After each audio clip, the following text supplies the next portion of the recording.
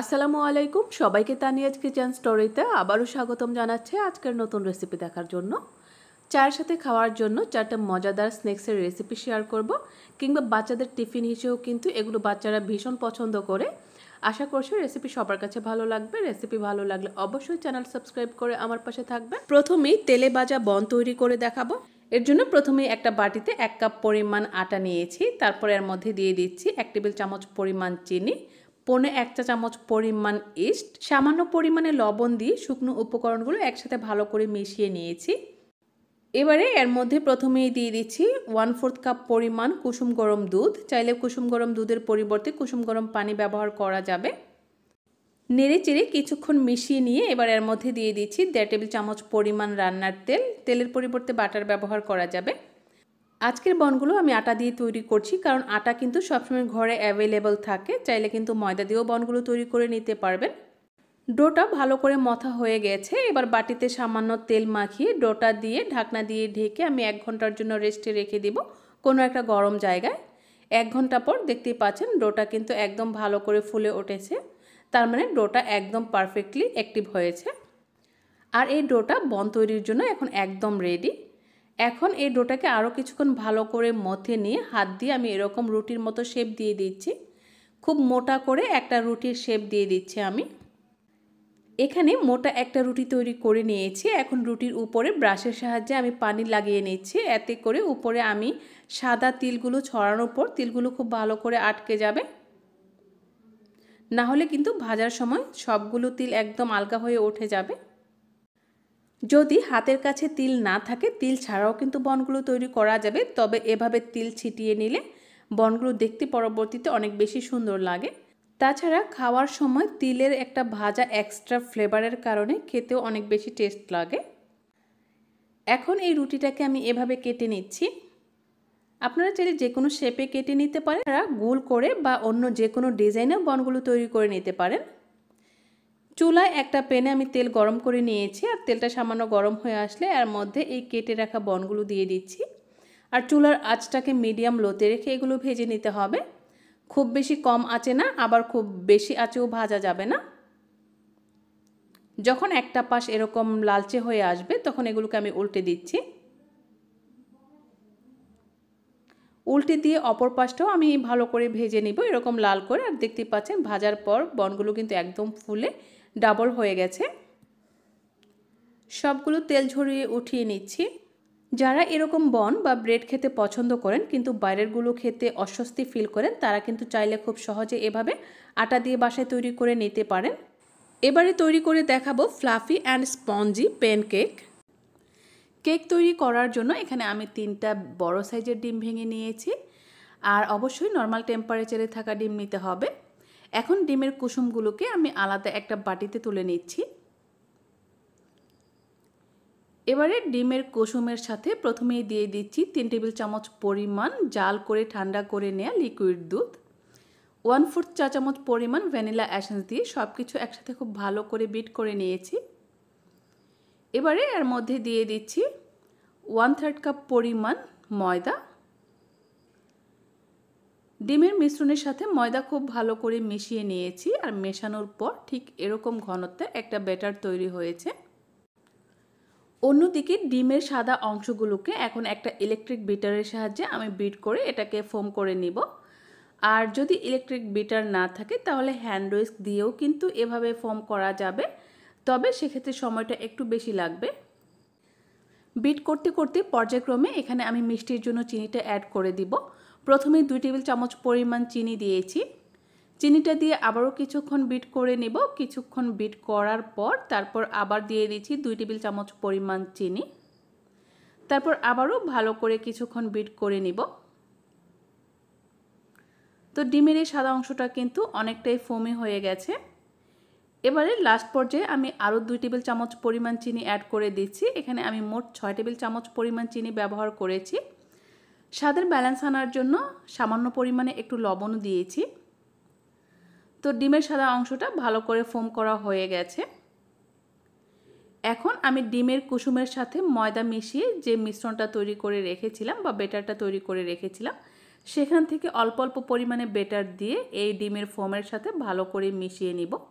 আর অবশ্যই আলতো করে ঠিক একদিক থেকে ঘুরিয়ে ঘুরিয়ে মেশাতে হবে, এতে করে ফোমগুলো নষ্ট হয়ে যাবে না।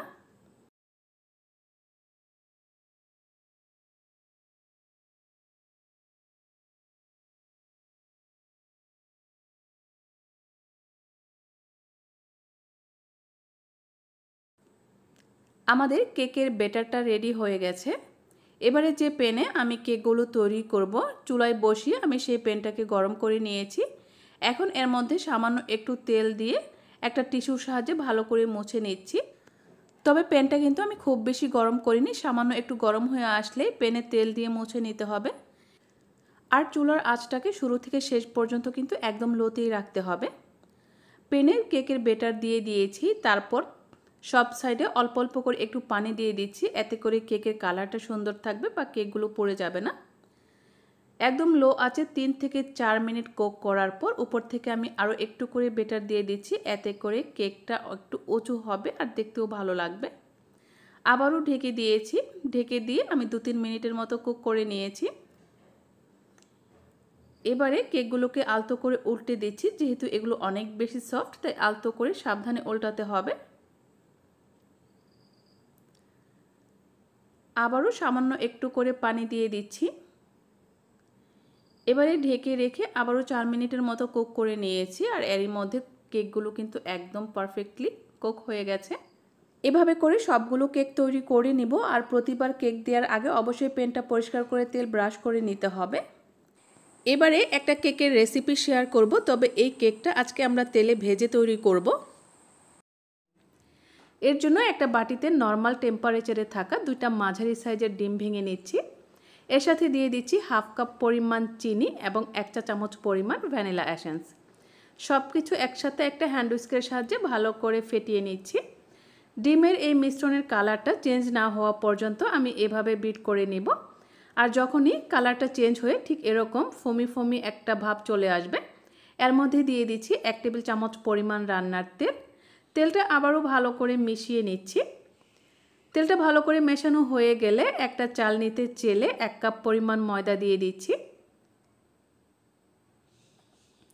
তারপর এর মধ্যে দিয়ে দিচ্ছি 1.5 চা চামচ পরিমাণ বেকিং পাউডার। ডিমের সাইজ এবং ময়দার ধরন অনুযায়ী ময়দার পরিমাণ কম বেশি লাগতে পারে। নেড়েচেড়ে ভালো করে মিশিয়ে নিচ্ছি। আর ব্যাটারের ঘনত্বটা ঠিক এরকম হবে, আর এই ব্যাটারটার মধ্যে স্টিকি একটা ভাব থাকবে।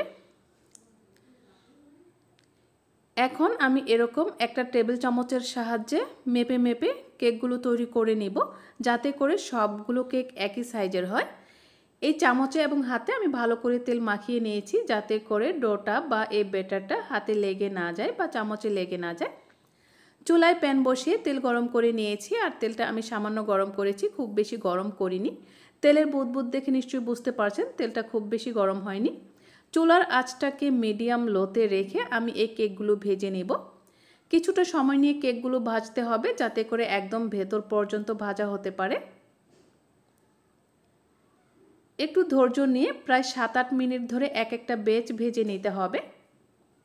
উল্টে পাল্টে আমি কেকগুলো ভেজে নিচ্ছি, আর দেখতেই পাচ্ছেন কিছুক্ষণের মধ্যেই কিন্তু কেকগুলো ফুলে একদম গোল গোল হয়ে গেছে। যখনই ভাজতে ভাজতে কেকের কালারটা এরকম হয়ে আসবে, তখন আমি এগুলো তেল ঝরিয়ে উঠিয়ে নিচ্ছি। আর একইভাবে সবগুলো ব্যাচ আমি ভেজে নিব। আর আমি 2 ব্যাচে কেকগুলো ভেজে নিয়েছিলাম। বাচ্চারা যেহেতু এই ধরনের টিফিনগুলো খুব বেশি পছন্দ করে, তাই কোনো ধরনের ঝামেলা ছাড়াই কিন্তু এই নাস্তাটা তৈরি করে দিতে পারেন খুব কম সময়ে। এবারে তৈরি করে দেখাবো মুচমুচে একটা বিস্কিট, আর এটা তৈরি করা খুবই সহজ। এর জন্য এখানে আমি 2টা মিডিয়াম সাইজের ডিম ভেঙে নিয়েছি, আর ডিমগুলো অবশ্যই নর্মাল টেম্পারেচারের হতে হবে। এর মধ্যে দিয়ে দিচ্ছি 3 টেবিল চামচ পরিমাণ চিনি এবং 1/3 চা চামচ পরিমাণ লবণ। 1 টেবিল চামচ পরিমাণ তেল দিয়েছি, সেই সাথে 1/2 চা চামচ পরিমাণ বেকিং সোডা এবং 1/4 চা চামচ পরিমাণ এলাচের গুঁড়া। এলাচের গুঁড়ার পরিবর্তে ভ্যানিলা এসেন্সও দেওয়া যাবে। এলাচের গুঁড়া অথবা ভ্যানিলা এসেন্স দিলে ডিমের গন্ধটা আর পাওয়া যাবে না। সব কিছু একসাথে ভালো করে মিশিয়ে নিতে হবে, যাতে করে চিনিটা খুব ভালো করে মিশে যায়। এবারে এর মধ্যে অল্প অল্প করে 2 কাপ আটা আমি মিশিয়ে দিয়েছি পর্যায়ক্রমে। এখানে আমি একটা ডোয়ের মতো তৈরি করে নেব। ডোটা খুব বেশি শক্ত হবে না, আবার অনেক সফটও থাকবে না। আপনারা যারা এই ভিডিওটি ফেসবুক পেজ থেকে দেখছেন, পেজ ফলো না করে থাকলে অবশ্যই পেজটা ফলো করে পাশে থাকবেন। তো আমি এখানে মসৃণ একটা ডো তৈরি করে নিয়েছি, আর ডোটা একদম স্মুথ হবে। ঠিক এরকম একটা স্টিকি ডো হয়েছে। এখন এই ডোটা দিয়ে আমি একটা মোটা রুটির মতো বেলে নিব। বোর্ডে এবং বেলনে আমি হালকা করে তেল মাখিয়ে নিয়েছি, যাতে করে ডোটা ওই বোর্ডে অথবা বেলনের গায়ে লেগে না যায়।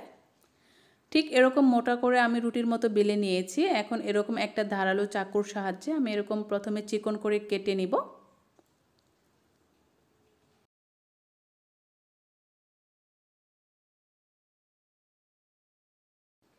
পুরো রুটিটাকে আমি এরকম চিকন চিকন অংশে ভাগ করে নিয়েছি। এখন এখান থেকে একটা একটা করে চিকন অংশ নিয়ে আমি স্লাইস করে কেটে নিব। আমি ছোট ছোট ভাগে এগুলোকে ভাগ করে নিচ্ছি। চাইলে কিন্তু আপনারা এর থেকে মোটা আর একটু বড় সাইজেও কিন্তু এই স্ন্যাক্সগুলো তৈরি করতে পারেন। তবে একটু ছোট ছোট সাইজে তৈরি করলে বাচ্চাদের কাছে একটু আকর্ষণীয় হয় এই স্ন্যাক্সটা। এখন একটা একটা করে পানিতে চুবিয়ে আমি এগুলোকে এরকম সাদা তিলে গড়িয়ে নিচ্ছি। পানিটা লাগিয়ে নিলে তিলগুলো খুব ভালো করে স্ন্যাক্সগুলোর গায়ে লেগে যাবে, এতে করে তেলে ভাজার সময় খুব বেশি উঠে যাবে না।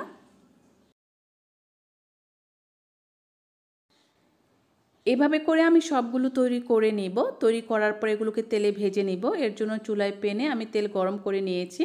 তেলটাকে আমি খুব বেশি গরম করিনি। যখন তেলটা মিডিয়াম গরম হয়ে আসবে, এর মধ্যে এই স্ন্যাক্সগুলো ছেড়ে দিতে হবে। চুলার আঁচটাকে মিডিয়ামে রেখে কিছুটা সময় নিয়ে এই স্ন্যাক্সগুলো ভাজতে হবে, এতে করে একদম ভেতর পর্যন্ত এগুলো ক্রিস্পি হবে। আর ভাজার পর আমি আপনাদেরকে দেখিয়ে দিব ভেঙে যে এটা কতটা ক্রিস্পি হবে। এই স্ন্যাক্সগুলো সঠিকভাবে ভাজা হলে ঠান্ডা করার পর কোনো একটা এয়ারটাইট বক্সে রেখে দিলে কিন্তু প্রায় 15 দিনের মতো সংরক্ষণ করা যাবে। তাই যারা এই ধরনের স্ন্যাক্সগুলো খেতে পছন্দ করেন তারা চাইলে কিন্তু বেশি করে তৈরি করে অনেক দিন পর্যন্ত সংরক্ষণ করে খেতে পারেন। তাছাড়া দূরে কোনো আত্মীয়স্বজনকে গিফট পাঠাতে চাইলেও কিন্তু অনায়াসে পাঠাতে পারেন।